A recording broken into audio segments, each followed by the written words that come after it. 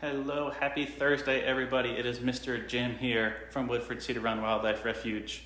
Today we are going to be showing you, looks like we're losing a little bit of signal here. Hopefully we can keep it, otherwise I'll try to connect to another line here. But for those watching us, I am currently in a room you cannot currently visit. We are in our reptile room inside of our nature center. So on Tuesday, if you were with us, you saw Miss Cheryl. She went to some of our raptors and some of our outside enclosures, showing how we can keep them cool in the interesting temperatures we were having lately, a little bit warm. If you remember, most of the raptors have a body temperature that is a little bit warmer than ours. Ours is generally around 98 or so. Theirs can actually be above 100, depending on exactly which type of raptor we're talking about. Here in our reptile room, of course, reptiles deal with heat a little bit differently than we do, or differently than our raptors do. Reptiles are cold-blooded, and that does not mean that their blood is actually physically cold if you were to touch it. It simply means their body temperature inside is whatever the outside temperature is.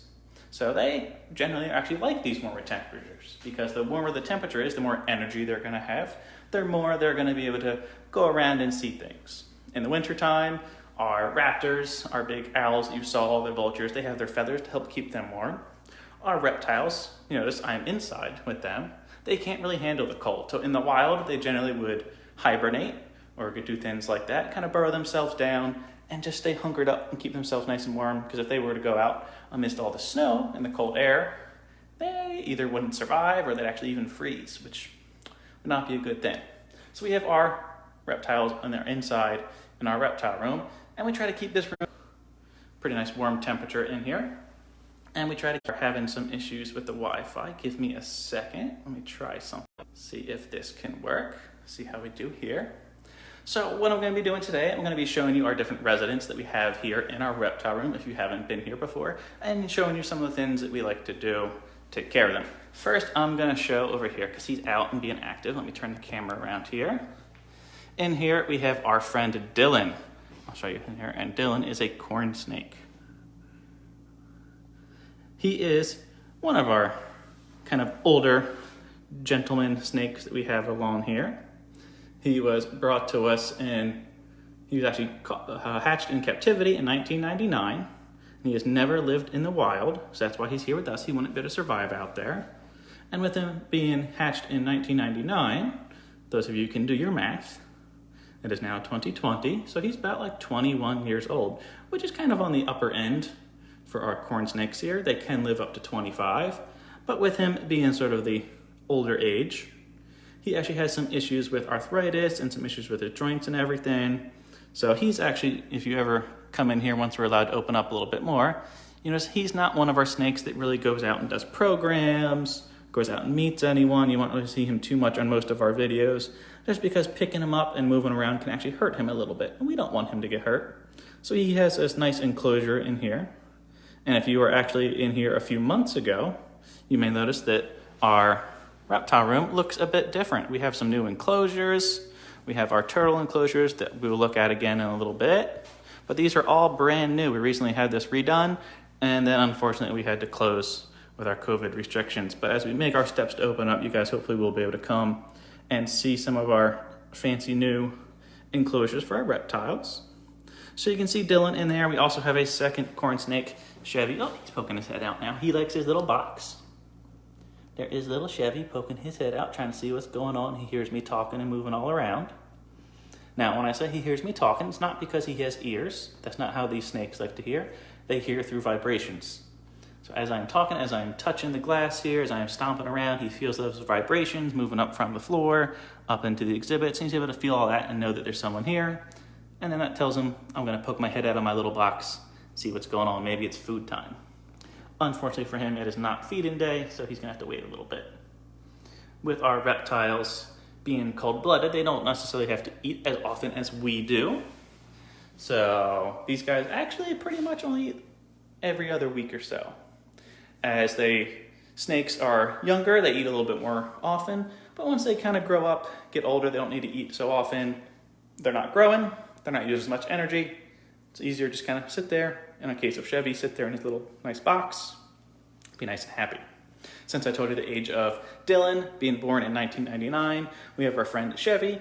He came here in about 2011, he was hatched. Again, not from here, but he was brought to us.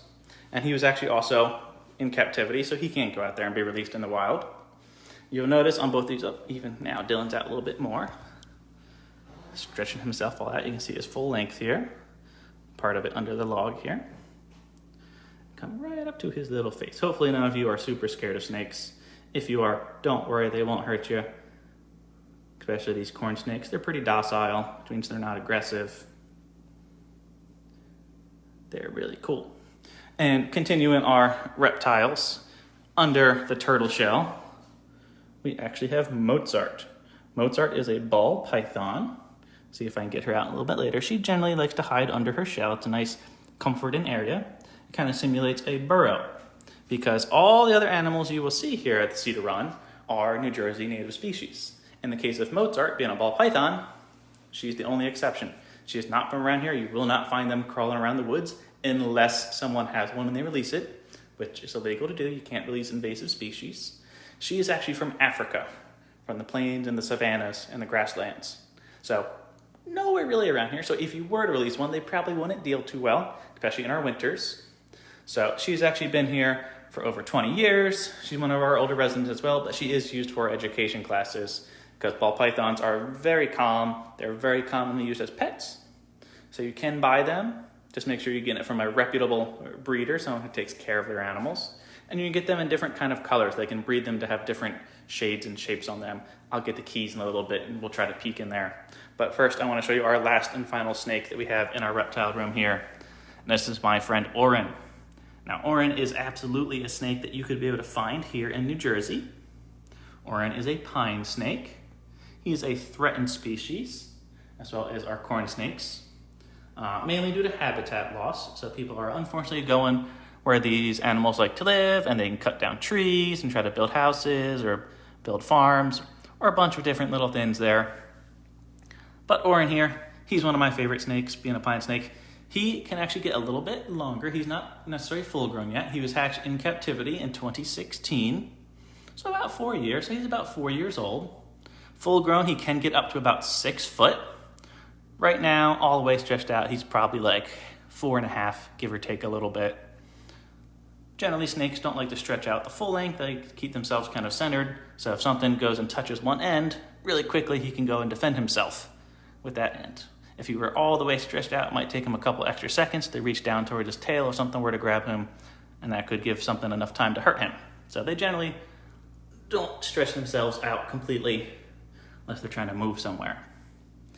Now, you can see a little bit of a sand enclosure in here because being a pine snake, he's from the Pine Barrens here in New Jersey, and he actually has a box full of sand that he will completely burrow himself. Try to hide the shadow here a little bit, mixed in with some of the chips there. But he will completely burrow himself inside all of that sand and just stick his little head up and check out, see if it's food time. If he has to go get some water, he'll drink some water. They're a really fun snake to have. They can make a very loud hiss. It scares a lot of people. And they can actually also slightly mimic a rattlesnake. Not from the bite or anything. He has no venom. None of the snakes that we have here have venom. But he will shake his tail really quick at the end. And if he's in a bunch of dried leaves or pine needles, where pine snake would generally be, some people can think there's a rattlesnake nearby. Down here in South Jersey, it's very rare you would ever really encounter a rattlesnake or anything like that. There are some here in New Jersey, especially in the northern regions, but generally the risks are pretty low down here in South Jersey. Continuing on for our other little reptiles, we have some turtles. Now, it's only one kind of turtle, but we have 3 different individuals. I'm going to open up his enclosure here. Open it on up to our friend Tommy. Now, if any of you have been watching us or have been here before, Tommy is a little bit of a celebrity. Put his lights back on him here. Tommy is our little eastern box turtle, and he has been here for quite a while, and you can see he has some interesting patterns on his shell. So Tommy had a bit of a rough life. You can see he's got a little bit of I scared him a little bit. A little bit of the white bone sticking up through the shell. He's got some kind of pits. And let's see if he wants to turn a little bit. Right here, you can see a nice crack that runs through his shell. So at some point in his earlier life, he may have either gotten hit by a car, he may have gotten attacked by a wild animal, maybe a fox or raccoon or even a coyote, could have cracked his shell. These issues with his bone sticking up here is what happens when someone tries to keep a box turtle as a pet and does not feed them properly. You'll notice we have a little bit of food here for him. A little mixture of different greens and some lettuce. We have some, looks like this is either carrot or sweet potato. We have some strawberry mixed in there. And that is one of his favorite foods. He loves all of that. However, he is an omnivore, so he needs more than just vegetables and fruit. He needs a little bit of meat. So in the wild, he'd go around, he would catch bugs, he'd catch worms. They even have found cases of them sometimes eating carrion, which would be like dead animals that they may find. We generally will feed him bugs, and every once in a while he does actually get a little pinky, which is basically a little tiny baby mouse.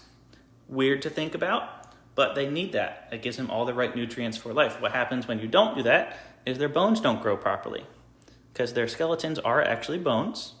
Underneath all these bright colors is just this plain white bone. When they don't get the right nutrients, it doesn't grow properly. You can get little bumps, you can get little divots and things like that.